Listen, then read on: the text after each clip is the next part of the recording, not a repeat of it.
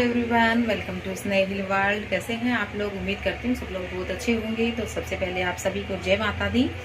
आज है कन्या पूजन और सारी तैयारी मेरी हो चुकी है, खाना भी बन चुका है। बस अब माता रानी का भोग लगाना है और भोग लगाने के बाद फिर कन्या पूजन करेंगे। तो खाना मेरा रेडी है, चलिए मैं आपको दिखाती हूँ। तो ये देखिए, इसमें बन चुकी है मेरी खीर। इसमें खीर तैयार है। इधर मेरी है सब्जी तैयार, चने की, आलू चने की सब्जी है। इसमें सब्जी है और इधर मेरा हलवा भी रेडी है। ये देखिए, हलवा भी बन चुका है और इसमें है बूड़ियाँ। तो खाना मेरा तैयार हो चुका है। फटाफट से माता रानी का भोग लगाती हूँ और भोग लगाने के बाद फिर कन्या पूजन करते हैं। फिर मिलते हैं आपसे थोड़ी देर में। तो वह सारी कन्याएं आ चुकी हैं और बैठा दिया है मैंने इनको। और सबसे पहले बिठाने के बाद इनके पैर धोए हैं और पैर धोने के बाद फिर पैरों को साफ़ करके पोंछ के और फिर तिलक करती हूँ। तो पैर धो दिए और तिलक कर दिया। अब इनको खाना परोसेंगे। तो खाने में मैंने आपको पहले ही दिखा दिया है, हलवा बनाया है, पूरी बनाई है, सब्जी बनाई है चने की और खीर बनाई है। तो ये सब सारी चीज़ें मैं डाल देती हूँ बच्चों को, फिर बच्चे खाना खा लेंगे।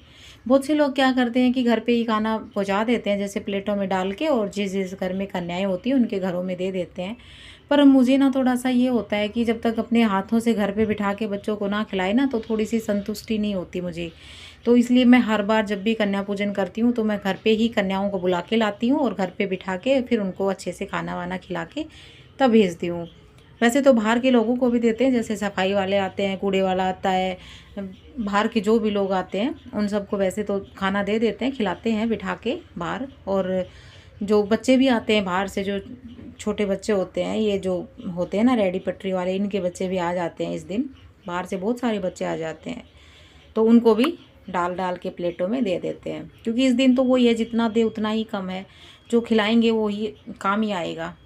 और खिलाना भी चाहिए, जो गरीब लोग हैं उनको खाना खिलाना बहुत ही अच्छी बात है। तो खिलाना भी चाहिए, कभी कभार ये मौका मिलता है तो उस दिन तो ज़रूर खिलाना चाहिए। तो कन्याओं ने खाना खा लिया है, अब इनको मैं प्रसाद देती हूँ। तो सबसे पहले देती हूँ मैं केला, और केला देने के बाद जो कुछ मैं इनके लिए गिफ्ट लेके आती हूँ वो देती हूँ। अब की बार मैंने इनके लिए खाने पीने का ही सामान मंगवाया है। मैंने चिप्स और फ्रूटी मंगवाई है, क्योंकि हर बार जैसे कभी हेयर बैंड दिया, रुमाल दिया, ये सब देते हैं। तो मैंने सोचा अब की बार चलो कुछ खाने पीने का ही देते हैं, क्योंकि ये ना बच्चे खा लेंगे। अब बर्तन वर्तन तो मैं कभी भी देती नहीं हूँ, क्योंकि बर्तन देने से कोई फ़ायदा नहीं है, ले जाकर किचन में डाल देंगी, क्या काम आना। वो बच्चों को तो कुछ काटने वाला है नहीं।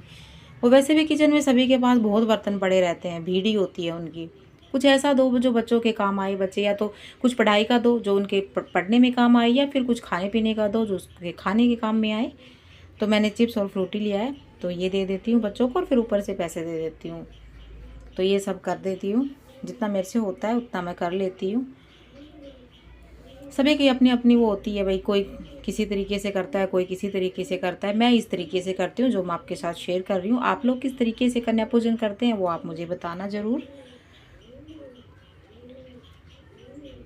और कई बच्चे तो जो छोटे होते हैं वो तो आते भी नहीं है हमारे साथ, तो वो आते भी नहीं है, वो अपनी मम्मा के साथ ही आते हैं। अभी जो मेरे पास जो 2 बच्चे तो ऐसे थे जो बिल्कुल अपनी मम्मा से नीचे नहीं उतर रहे थे। उन्होंने मतलब गोद में बिठा के उनको खाना खिलाया है।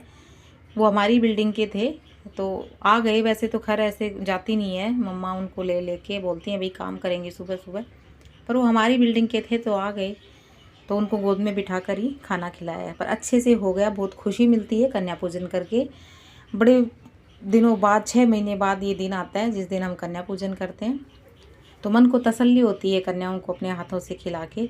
अब सारी कन्याएं चली गई हैं और अब मैं अपना ये काम ख़त्म करती हूँ। ये सब उठाती हूँ, थोड़ी सफाई करती हूँ और बाकी का जो काम है घर का वो करती हूँ। वैसे तो आज नहाना धोना भी हो गया, झाड़ू पोछा भी हो गया, बस बर्तन वर्तन है और थोड़ी सी सफाई है। झाड़ू मैं अभी लगाऊंगी नहीं, कपड़े से ही साफ़ करूँगी। तो नए ब्लॉग में मिलते हैं, तब तक बाय बाय।